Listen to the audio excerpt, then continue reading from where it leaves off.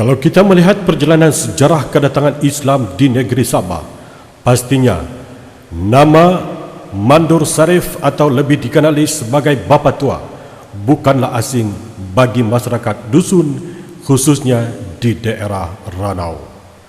Oleh yang demikian, mari kita sama-sama dengarkan penjelasan yang dibuat oleh Tuan Haji Saifuddin Haji Daud, merupakan orang yang bertanggungjawab dalam penulisan bukunya yang pastinya menceritakan Mandur Sarif atau Bapa Tua.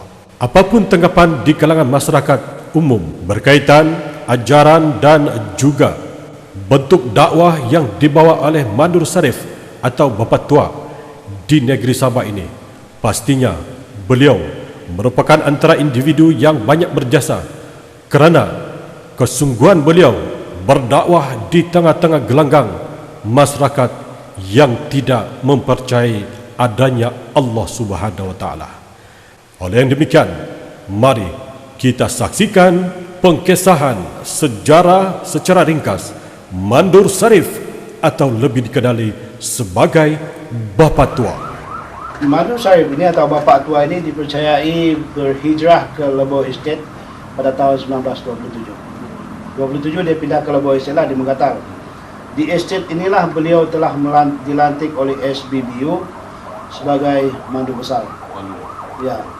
Menurut masyarakat yang di sekeliling Lebo tu, sekeliling estate, Bapa Tua atau Mandur Sarif ini adalah bapa bagi semua orang dusun. Bapa namanya Bapa Tua lah. Di semua orang dusun di Ranau, Tambunan, Keningau, kerana beliaulah yang dipercayai bertanggungjawab mengislamkan masyarakat dusun itu. Itulah anggapan masyarakat setempat lah.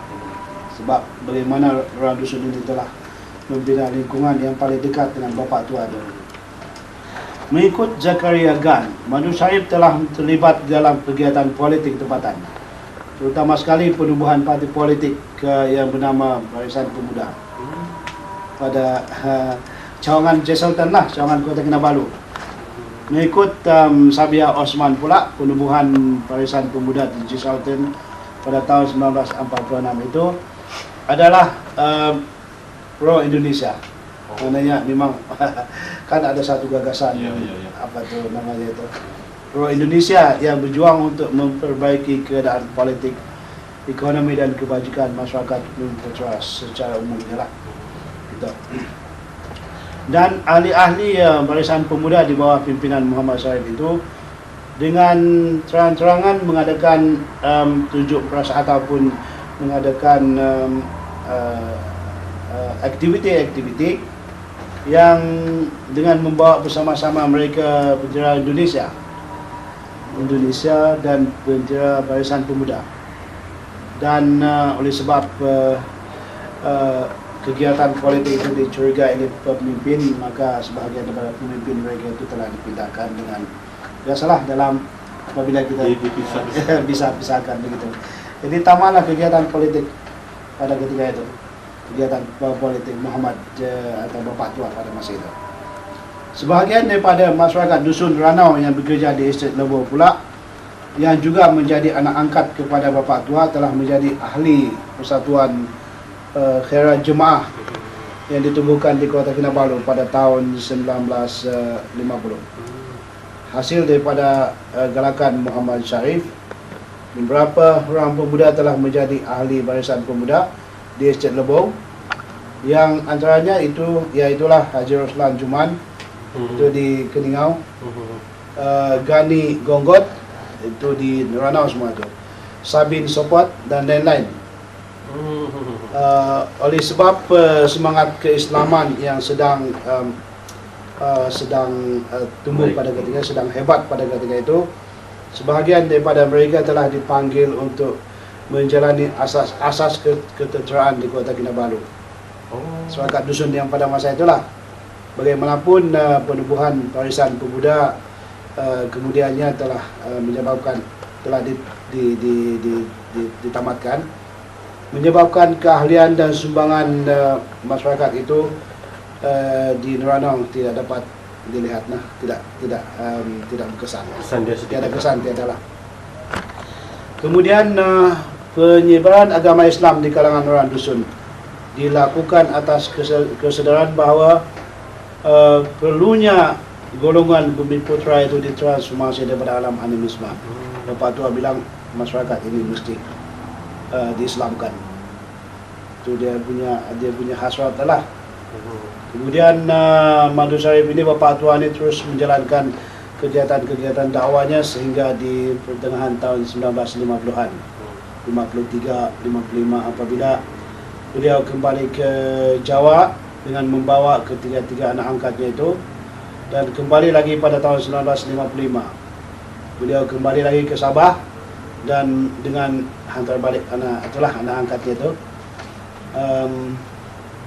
Beberapa tahun kemudian setelah kembali ke Jawa, beliau kembali ke Rahmatullah pada tahun 1969. Inilah sebahagian daripada maklumat yang kita tahu tentang Bapak Tua itulah. Walau bagaimanapun, beliau tetap dikenang oleh orang dusun sebagai manusia yang agung, kerana dengan usaha beliaulah orang dusun Ranau berjaya memantapkan kedudukan mereka dalam agama Islam sampai ke masa kini. Ajaran-ajaran agama Islam atau ajaran-ajaran Bapak Tua masih lagi diamalkan dan dihayati terutama sekali di kalangan generasi tua. Generasi tua yang seangkatan ataupun yang setelah 50-an masih lagi mengamalkan ilmu-ilmu kebatinan inilah yang pada pandangan saya mengikut pandangan mereka itu memang betul lah pada ketika itu. Itulah yang saya nampak, sebab itu adalah asas, itu adalah asas penting bagaimana Islam ini mula bertapak di dalam masyarakat dusun. Dan kita tak boleh nafikan yang dia itu tidak menyumbang kepada pembangunan itulah. Mesti ada juga sumbangan yang paling hebat. Nah, kenapa mereka ini masih mempertahankan agaknya? Disebabkan keberkesanan itu. Baik, barangkali kita boleh mula dengan bagaimana masyarakat dusun ini menganggap Madu Sharif itu sebagai Bapak Tua. Mereka melihat dia itu adalah satu lembaga, satu objek ataupun satu manusia yang agung dalam konteks ilmu kebatinan yang diketahui oleh masyarakat dusun pada ketika itu.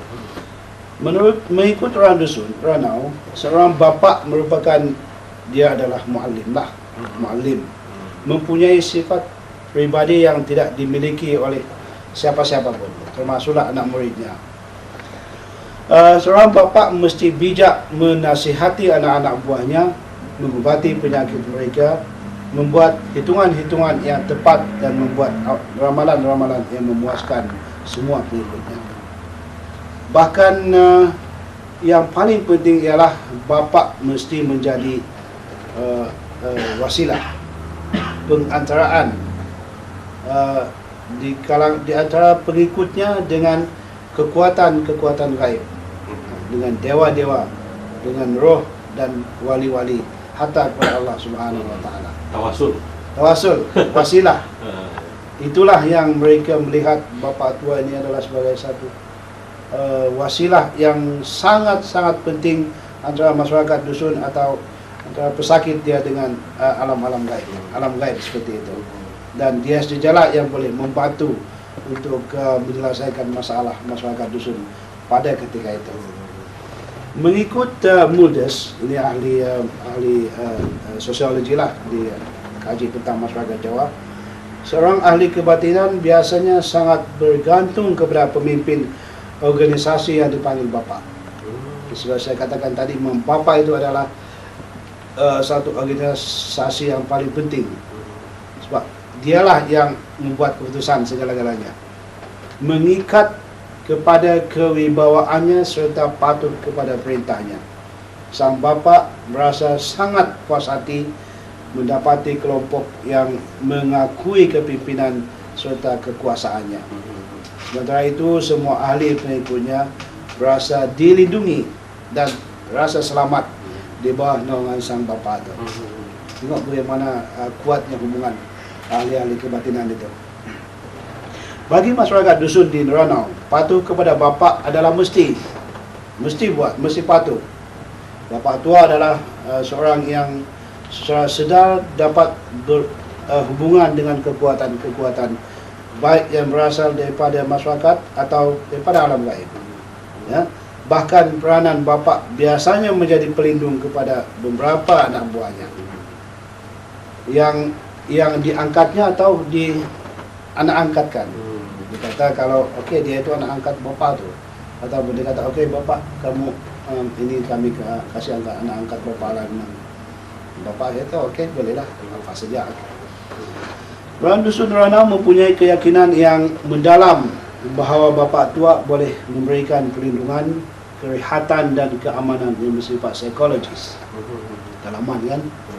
Kerana bapa tua dipercayai mempunyai beberapa kelebihan luar biasa, terutamanya hubungan dengan kuasa-kuasa gaib. Betul lah. Kadang-kadang mereka kata bapa tua ini boleh berjalan di atas air. Ya, dengan daun saja. Dah tahulah. Itu adalah. Sejauh mana cerita ini pula? Apakah dia meluas di kalangan orang dusun itu sendiri? Ya, di kalangan orang dusun lah. Dusun di Ranau? Ya, di kalangan Ya. Tabunan, Keningau, semua orang tahu tu dengan hal-hal yang begitu itu. Saat keistimewaan yang dimiliki oleh bapa tua tu. Selain daripada dia memangnya tampil sebagai dukun. Perubatan. Ya, betul.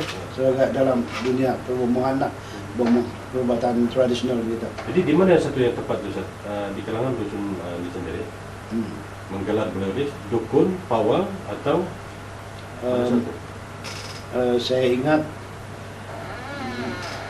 dalam masyarakat dusun dia tak pernah saya mengetahui dia itu dukun, tapi dia lebih kepada bapa tua. Bapa tua. Bapa tua itu memiliki segala-galanya lah, dan kita boleh buat spekulasi.